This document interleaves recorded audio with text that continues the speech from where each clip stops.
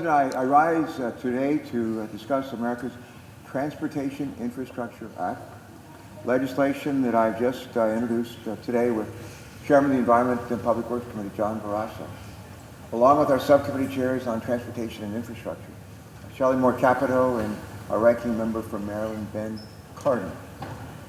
Our legislation reauthorizes our nation's surface transportation laws and makes an historic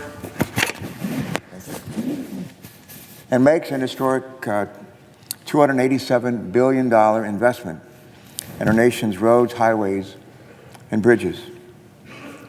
Our nation's first highway bill was enacted just a few years after the world's first concrete highway was paved outside of Detroit, Michigan. Henry Ford had just introduced the Model T, and the first stop-go traffic light would soon be installed at the intersection of East 105th Street and Euclid Avenue in Cleveland, Ohio. A century ago, the idea of speedy and safe transcontinental travel was beyond our imagination and even further from being realized. We've come a long way since then. Today, more than 4 million miles of roadway and 600,000 bridges help link our country together. Some 220,000 of those miles combine to make up our national highway system.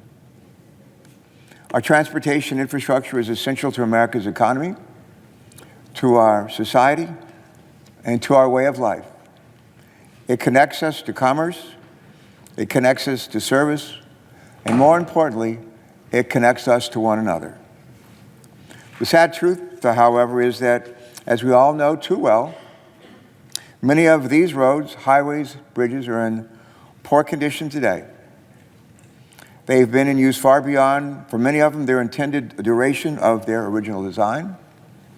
A great many roadways and bridges simply need repaving, while some need repairs and others need to be completely redesigned. According to the U.S. Department of Transportation, Mr. President, approximately 20% of our federal aid roadways are in poor condition, as are 47,000 bridges. That's in large part because for far too long, our nation's Highway Trust Fund has been operating on the brink of insolvency.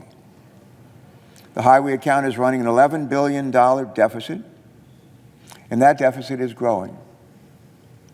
Meanwhile, despite spending more from the fund than we collect, we still aren't spending enough to make a dent in the $800 billion backlog of investments needed to significantly improve conditions on many of the roads, highways, and bridges that millions of America, all of us, use and depend on every day.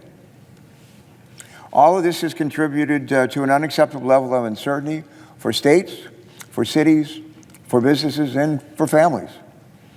It has prevented us as a nation from addressing the serious challenges across our transportation infrastructure that go well beyond simply filling potholes. For too long, Mr. President, we failed to make meaningful progress in America toward improving safety, easing traffic congestion, reducing harmful emissions, and enhancing resilience. We can do better than this. And the legislation that's before us today, if enacted, will help put our country back on the right track. I'm excited about it. And I'm grateful to everyone who has contributed in ways both large and small to the drafting of the legislation that Senator Barrasso and I have introduced today. While this bill will leverage badly needed investments in rebuilding our roads, highways, and bridges, it will do a lot more than that. It will help expedite the movement of people and goods throughout our country. It will support the creation of hundreds of thousands of jobs here, too. And it will help alleviate some of the congestion which we face in urban and suburban parts of all 50 states, areas across the country on almost daily basis. America's Transportation Infrastructure Act will help make real the vision of a safer, more connected, efficient, and climate-friendly transportation system, one that will endure the test of time and keep up with the evolving demands of the world's biggest economy. Our bill is a good start. Now we need to build on it and make it better. With respect to safety, too many pedestrians and bicyclists put their lives at risk every day when they use our roadways. In 2017, there were more than 37,000 fatalities in 2017 on our nation's roadways, including approximately 7,000 non-motorized users. Think about it, 37,000 fatalities. That's more than all the people who live in Dover, Delaware, or in Laramie, Wyoming. After trending down for many years, in the last decade, pedestrian deaths have increased sharply and are now at a 25-year high. In tribal communities, that fatality rate is even higher. That is just unacceptable. Our legislation addresses this carnage by investing $2.5 billion in federal funds per year in safety improvements, and by compelling states and cities with very high rates of pedestrian and bicyclist fatalities to do their share as well. Our legislation also expands funding for bike paths, for sidewalks, and for other transportation alternatives to $1.2 billion per year. It empowers states and cities to design, implement, and manage those projects so they are better designed to fit the needs of those states and cities. Too many Americans simply don't have safe places to walk or bike. In some cases, we build roads in ways to make it impossible for people to walk or bicycle to where they need to go. Be it a grocery store, a daycare center, a health facility, you name it. America's transportation infrastructure should connect us, not divide us. Let me say that again. America's transportation infrastructure should connect us, not divide us. It should foster greater economic opportunity, not disparity. Our legislation seeks to improve connectivity and accessibility by establishing a pilot program for states and cities to measure access to destinations like hospitals, like schools, like grocery stores. Our bill also funds a program to help remove barriers such as chronically underused highways, when appropriate, that create obstacles to access and obstacles to mobility. But an even more pressing need to address throughout America is the roads, highways, and bridges that are actually over capacity today, where cars and trucks and their passengers sit for hours in traffic. Last year, Mr. President, every American driver lost on average 97 hours due to traffic congestion. 97 hours for the average driver per year. 4 days. It's not just a nuisance for drivers. Last year, it cost our country $87 billion in lost productivity. $87 billion. And let's not forget that all that time we waste sitting in our cars and trucks also degrades the quality of the air we breathe, increases the cost of our health care, and raises the cost of the goods that we buy. Our legislation addresses this predicament by authorizing additional funding for the Congestion Mitigation and Air Quality Program, which has been used to build carpool lanes and support a number of other alternatives to reduce congestion.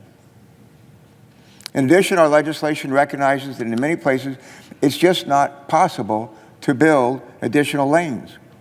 So we need to address congestion by managing travel demand through innovative technology, through transit, and tolling.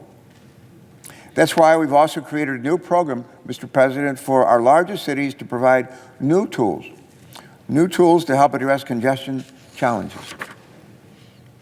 And that, my friends, brings us to an ever more apparent reality of climate change and its ever worsening impact on, among other things, our infrastructure. The cars, trucks, and vans that we drive have become our nation's largest source of carbon dioxide emissions, accelerating and exacerbating the effects of climate change and bringing with it increasingly extreme weather that we are witnessing throughout the world on an almost daily basis. temperatures last week in Europe that exceeded 110 degrees Fahrenheit. 110 degrees Fahrenheit. And we've got examples here too. We just come off the hottest 4 years in the history of this country since we've been measuring it, and this year looks like it's going to be the hottest yet. Well, we've got to do more than fight it, and with this legislation, we will. So, Mr. President, I'm proud to announce that America's Transportation Infrastructure Act includes the first ever climate title in a transportation bill in the history of Congress. Our legislation calls for investing $10 billion over the next 5 years directly in programs and policies that will combat climate change by reducing emissions and improving the resiliency of our transportation networks and our infrastructure.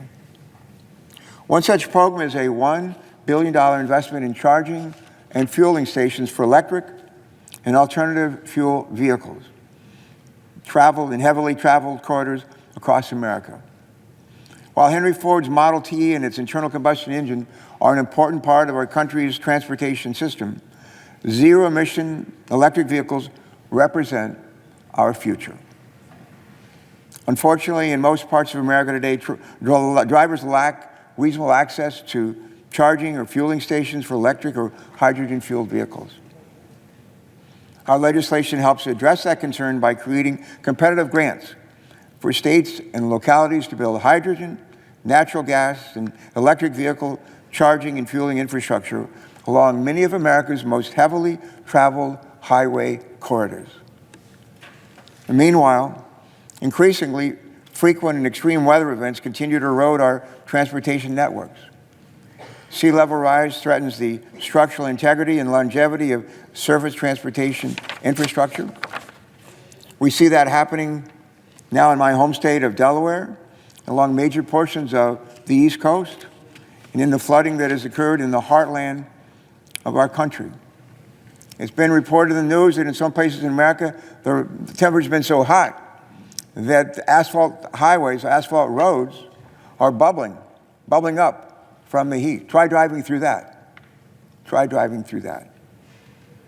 Well, our legislation seeks to help address these threats by investing nearly $5 billion over 5 years in a new formula program available to all states and a competitive resiliency grant program.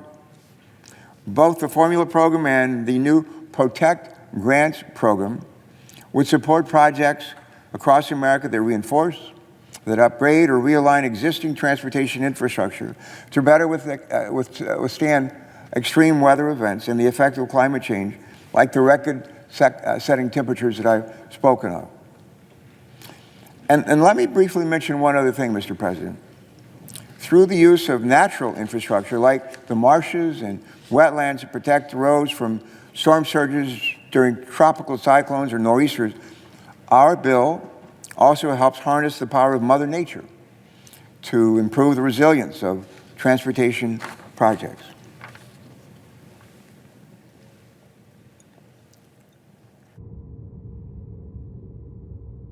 Well, colleagues, that gives you at least a glimpse of some of the exciting aspects of our legislation that our committee chairman, John Barrasso, and I are introducing today, again, with the help of a lot of people on our committee, throughout the Senate, Democrats and Republicans from all parts of this country. And we introduce our legislation with their help. And that help comes from every corner of the country, and it comes from state and local governments as well. In the coming months, I look forward to sharing more stories about how America's Transportation Infrastructure Act can tackle complicated issues, improve our daily lives, and help us build the roads, highways, and bridges of the future. And as bright as our chairman and I on our committee and our very able staff members like to think we are, I'm confident that our bill can be improved as it moves through the legislative process in the months ahead. As I oftentimes say, if it isn't perfect, let's make it better.